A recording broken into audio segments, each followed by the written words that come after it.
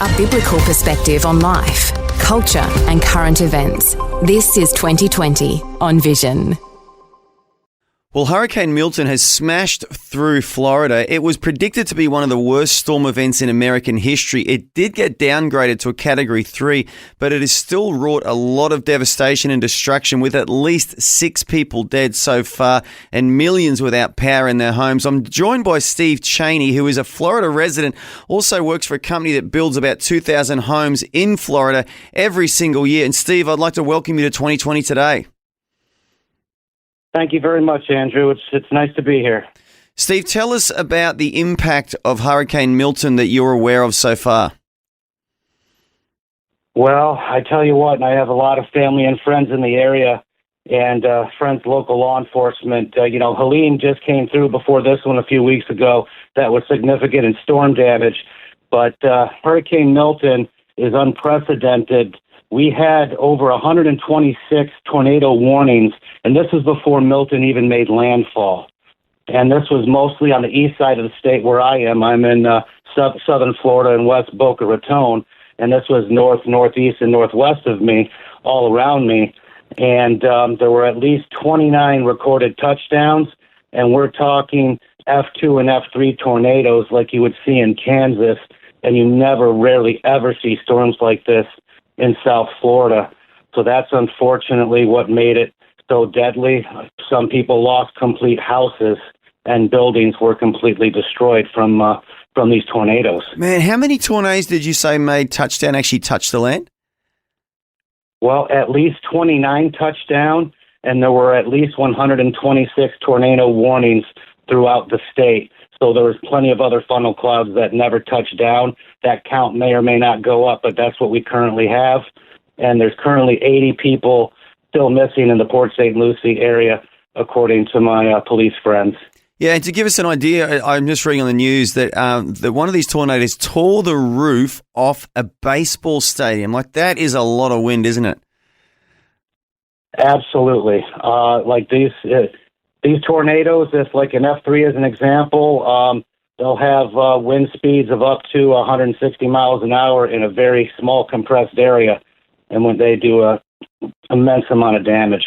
Yeah, and I'm reading you had 25 feet waves, like foot-high waves. As you said, those really strong winds. So tell us about the Hurricane Helene that came through a couple of weeks ago. Was there a little bit of complacency before Helene?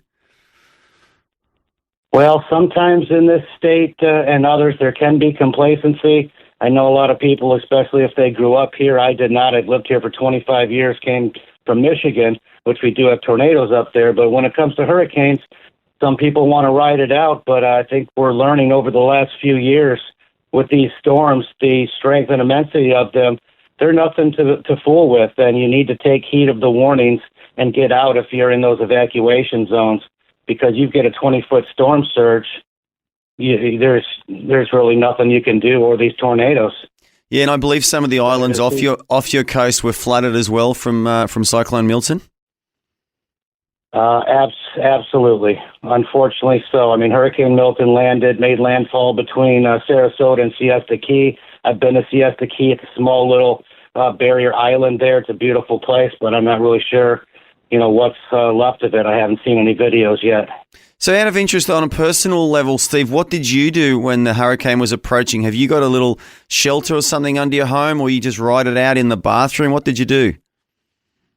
Well, fortunately, I've just spent the last 6 months renovating my house, so I do have hurricane-rated impact glass.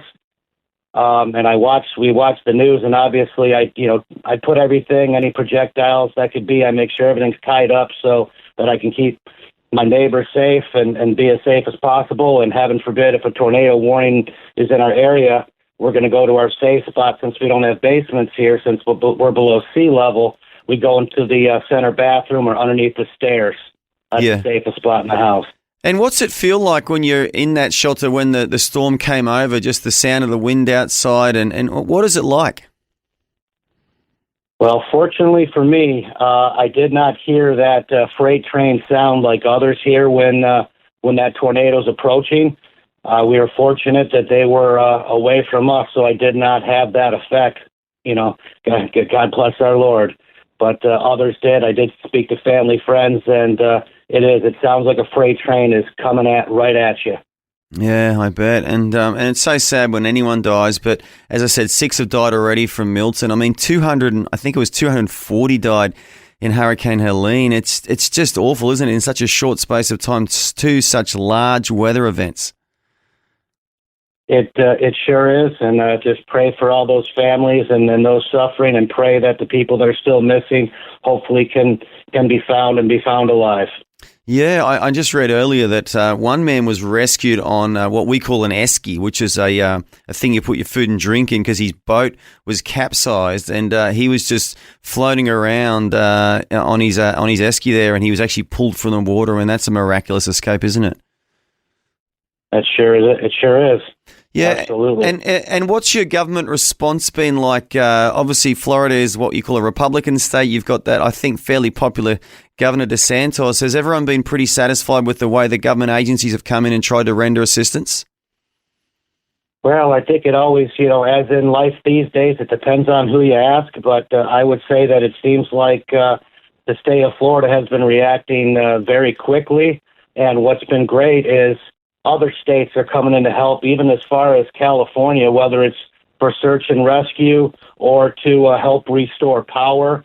And the state of Florida does that for other states as well. So it's great when brothers and sisters can help each other out the right way we're supposed to. And I know even though there's over 3 million still without power, they've restored over 750,000 so far. Yeah, it's an amazing number, isn't it? 3 million people without power, when so many of us are so reliant these days on electricity for our devices and this digital world that we live in. That is a lot of people, not to mention aircon and heating and different things we need in the home to work for us. Well, and that's the most difficult thing here is when in Florida, it's generally always hot or hotter. And when you have these devastating storms sweep through, you lose power. It can be very, very hot in your home. Yeah. Well, Steve Cheney, I want to thank you so much for joining us. I'm glad you and your family are safe, and it sounds like your surrounding neighbours are safe as well. And but one last question: are you aware of churches really rising up at this time too to render assistance and support to people? Absolutely, 100%. Whenever this stuff happens, churches of all denominations step up to the plate, especially Christian churches, and always happy to see that. And helping hands, helping one another out, brothers helping brothers, the way it should be. Yeah, well, Steve, thanks for giving us a little bit of your time today. And as I said, I'm glad you're safe and you're well, and just hope and pray that God does use the church at this time to really bring healing and restoration and maybe a little bit of hope to some people who've lost a lot. Some have lost loved ones, which is just an awful thing to face. So thank you so much for joining us on 2020 today. This is called Vision Christian Radio. We're an Australia-wide Christian radio station, and we really appreciate your time today, Steve. Well, thank you so much, Andrew. God bless you and all of your listeners. Thanks for taking time to listen to this audio on demand from Vision Christian Media. To find out more about us, go to vision.org.au.